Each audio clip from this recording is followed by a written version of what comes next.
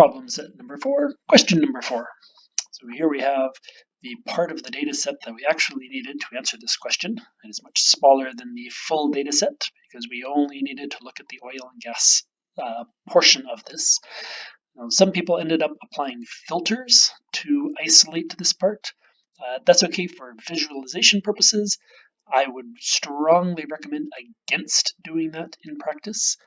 Not because there's anything inherently wrong with it, but because Excel has some poor implementation when data gets filtered. What I mean by that is if, for instance, you were to try and use the average function to calculate the mean, which is the first part of the question, you might be tempted to take your data and put on a filter, so all we see is the oil and gas. I guess you put the filter on over there. And then you would highlight the data that you wanted to take the average of and hope that the average function would only be considering the data that is visible. That's a completely reasonable assumption that, again, Excel would only take the average of the data you could see, stuff that was not filtered. However, that is not actually the way Excel works.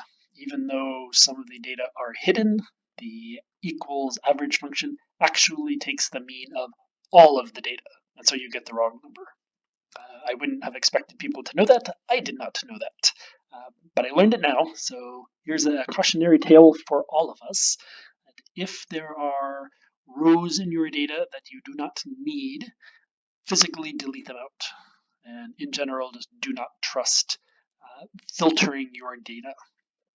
Sort it or delete it or find some more perhaps secure method of dealing with data that you don't want to include in your calculations.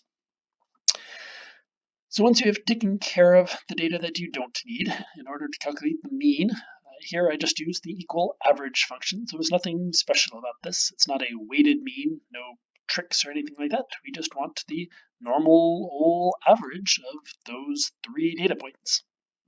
So again, I use the equal average function. You could add 183 plus 160 plus 158 divided by 3 and get the same number. You could highlight it and look down here and see that it's also 167. Whatever you want to do. It should have been quite straightforward. That was the intention, at least. And ultimately, calculating the standard deviation of the historical data was not supposed to be any more complicated either. Excel has a function that will do this for us. So we could just type in the stdev.s and highlight our data, and Excel will give us the standard deviation of those 3 data points. There is one aspect to consider, and certainly one worth noting. Excel has at least 2 functions for the standard deviation. The one we used, and used specifically, was the .s version. That S stands for a sample, and we used the .s version because we are taking a sample of data. We have raw data points, we're lumping them together, we wanted the standard deviation of that sample of data, so we use .s. The other primary function that Excel has is stdev.p for population.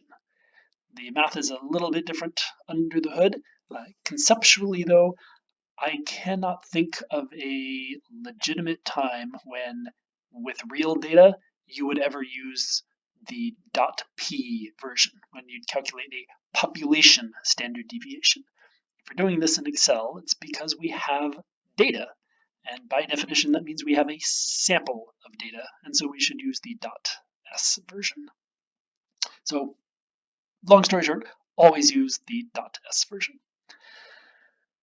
The last thing I'd like to mention, it's not really a statistics thing, but it did come up in this particular question, and that's related to the idea of emissions and whether or not emission is a number or emission is a rate.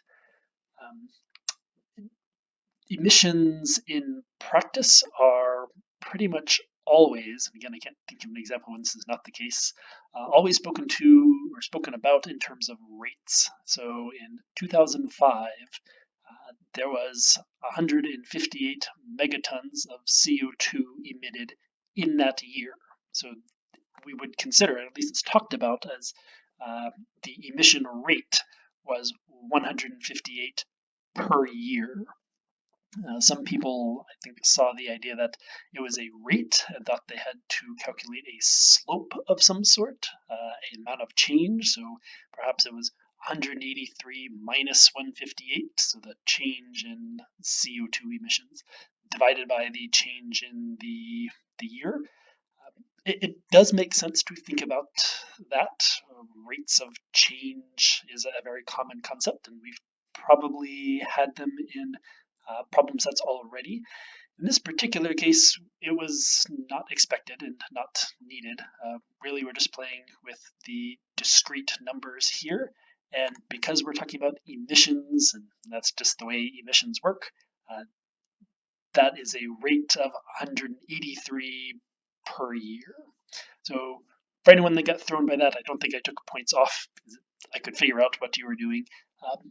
But for the rest of these questions, and I guess kind of going forward when we talk about emissions, it is just the discrete number.